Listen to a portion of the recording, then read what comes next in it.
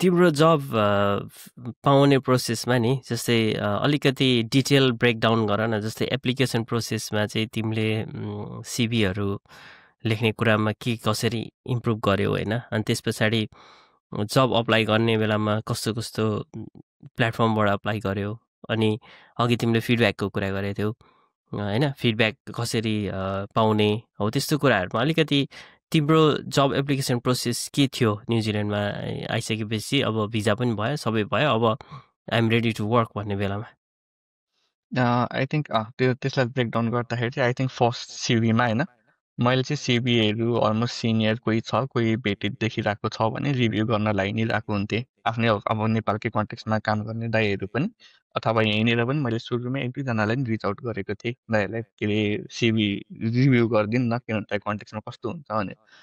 अनि I think त्यो CV चाहिँ अलिकति उनीहरूले भनौँ न दुई खालको सिभी देखेको छु क्या मैले चाहिँ न्युजिल्यान्डमा अहिलेसम्म होइन।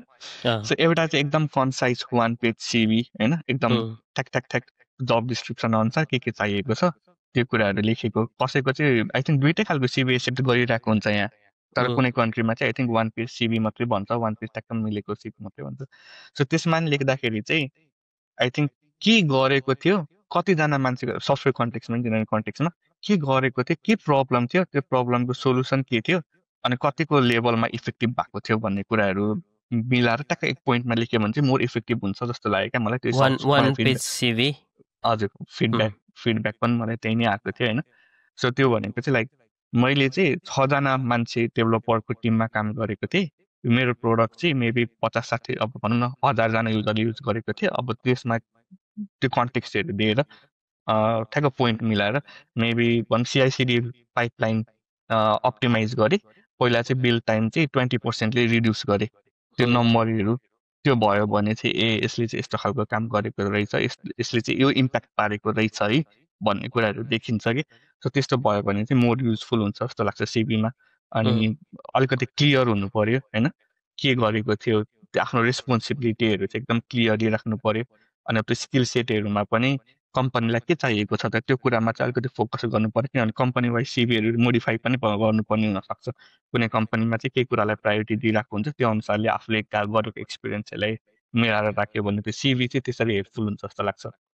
अनि आई थिङ्क यो अरू एप्लाई गर्ने प्लेटफर्महरूमा भन्दाखेरि चाहिँ मैले चाहिँ कम्पनी वेबसाइटबाटै नै गरिरहेको हुन्छ, अथवा त्यही कम्पनीको रिक्रुटरहरू कोही छ अथवा उनीहरूसँग रिच आउट गर्न सकिन्छ भने त झन् राम्रो।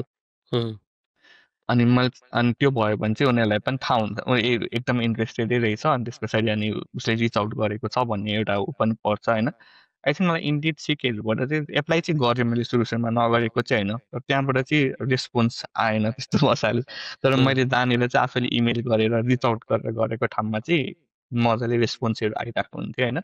अनि इभन मैले चाहिँ के पनि गर्थेँ भन्दाखेरि अब रिजेक्ट भयो भने पनि मलाई इन्टरभ्यू लिने को छ, ऊ त टेक्निकल मान्छे हुन्छ नि त, उसलाई मेबी लिङ्कडिनमा रिक्वेस्ट पठाउने हुन्छ कि के हुन्छ होइन। तब पछि कम्पनीलाई नै एचआरलाई चाहिँ रिजेक्सन भइसकेपछि चाहिँ मेरो लागि फिडब्याक के थियो त, के कारणमा चाहिँ मैले केमा इम्प्रुभ गर्न सक्थेँ भनेर एउटा फलोअप इमेल चाहिँ सधैँ पठाउँथेँ क्या मैले, अथवा उसले एक्सेप्ट गर्यो भने गरिहालेँ, गरेन भने पनि। अनि तर नर्मली उनीहरूले पठाउँछ नै धेरै जस्तो कम्पनीहरूले, लाइक तेरो चाहिँ यस्तो यस्तो कुरासित बुझेको थिएन, सो त्यही भएर रिजेक्ट गरेँ, सो यो कुरामा इम्प्रुभ गर्यो भने चाहिँ फेरि फ्युचरमा फेरि एप्लाई गर भनेर भनिरहेको हुन्थ्यो। सो त्यो कुराहरूलाई चाहिँ अब आफूले नेगेटिभली लिन भएन, त्यो कुरालाई चाहिँ अब उनीहरूले कन्स्ट्रक्टिभ क्रिटिसिजम गरेर लेखेको हुन्छ होइन, राम्रोसँगले लेखेको हुन्छ यो कुराहरू कमी कमजोरी छ भनेर, त्यसलाई चाहिँ अब झन् आफूलाई इम्प्रुभ गर्नु पर्यो। त्यो भयो। अनि आई थिङ्क त्यही नै हो भनौँ न। अनि आई थिङ्क त्यो सिभीहरू चाहिँ अलिकति अब के चाहिएको छ कम्पनी त्यो अनुसारले अलिकति मोडिफाई पनि गर्न सक्नु पर्यो। कभर लेटर पनि आई थिङ्क इम्पोर्टेन्ट नै हुन्छ। कभर लेटर पनि एउटा कुरा सोध्न मन लाग्यो क्या, त्यो जस्तै हामीले रेफरेन्सको कुरा गर्छौँ होइन, कसैले चिनेको छ भने चाहिँ जबको लागि रेफर गरिदिने कुराहरू गर्छौँ। तिम्रो केसमा चाहिँ तिमीले जब आफैले अनलाइनबाट अप्लाई गरेर पाएको हो नि होइन, रेफरेन्स कसैले भनिदिएको भनेर होइन नि होइन। अनि चाहिँ अब यो चाहिँ थम्बनेल पनि भयो है, अब हाम्रो युट्युबलाई न्युजिल्यान्डमा चाहिँ रेफरेन्स बिना पनि जब पाएको भनेर, किनभने धेरैजना चाहिँ रेफरेन्सको पछि पनि लागिरहेको हुन्छ क्या। I know it is important होइन, त्यो चाहिन्छ न्युजिल्यान्डमा, इजी वे पनि हो।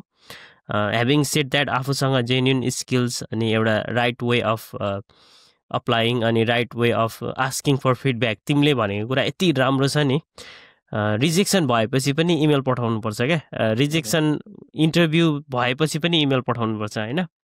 सो आई थिङ्क त्यो कुराहरू एकदमै तिम्रो कुराहरूबाट म एकदमै इम्प्रेस चाहिँ भएँ होइन। And which I have been saying in all my podcast, सबै एपिसोडहरूमा चाहिँ मैले भनि नै रह हुन्छु यस्तो कति इम्पोर्टेन्ट छ फलोअप इमेलहरूको भन्ने कुरामा होइन। त्यो रिफरेन्स पनि कस्तो हुन्छ होला भन्दाखेरि सफ्टवेयर इन्जिनियरको कन्टेक्समा चाहिँ लाइक मैले कसैसँग काम गरेको छु अथवा मैले कसैलाई चिनेको छु भने मैले रिफरेन्स गरेँ भने पनि त्यसको भ्याल्यु हुन्छ कि। लाइक किनभने मैले भन्न मिल्छ नि त, यो मान्छेसँग चाहिँ मैले नेपालमा काम गरेको थिएँ, सो यो मान्छे चाहिँ राम्रो छ है भनेर रिफरेन्स गर्दाखेरिको त्यो भ्याल्यु र अब मैले चिनेकै छैन मैले कसैलाई रिफर गरिदिएको छु भन्यो भने चाहिँ आई थिङ्क त्यो रिक्रुटर अथवा हायर म्यानेजमेन्टले पनि सिरियसली लिँदैन होला कि होइन। किन अब त्यो अनि आई थिङ्क सफ्टवेयर इन्जिनियरिङमा त त्यो अब रिफरेन्स अभियसली हेल्प्स होइन। त्यो भयो भने मैले कसैलाई भन्नु कि यो मान्छेसँग काम गरेको छु चिनेको छु यो एकदम राम्रो छ भने अभियसली हेल्प्स। तर आई थिङ्क कति कुरा चाहिँ अब आफ्नो कम्पनीलाई चाहिएको मान्छे स्किल सेट छैन, आफ्नो स्किल सेट म्याच भयो भने चाहिँ मिल्छ पनि होला, ठ्याक्कै सजिलो पनि हुन्छ। हो होइन, बोथ साइड होइन, रेफरेन्सिङ गर्दाखेरि पनि एउटा जेन्युन स्किल सेट भएको मान्छे अथवा इभन भनौँ राम्रोसँग चिनेको यसले यो कुराहरू गरेछ है भन्ने कुराहरूलाई चाहिँ रेफरेन्स गर्न सक्यो भने आफूले भ्यालुएबल तरिकाले पनि गरिन्छ होइन। नत्र भने चाहिँ अब म उसलाई चाहिँ जस्ट चिने हो यसरी हामी कनेक्ट भएको थियौँ भन्दाखेरि त्यो त्यसो भए तँलाई यसको स्किल सेट थाहा छैन भन्ने कुरा, that is very valid point होइन। ठिक छ, अब जस हामीले कुरा गरेको कुराहरू चाहिँ कति नयाँ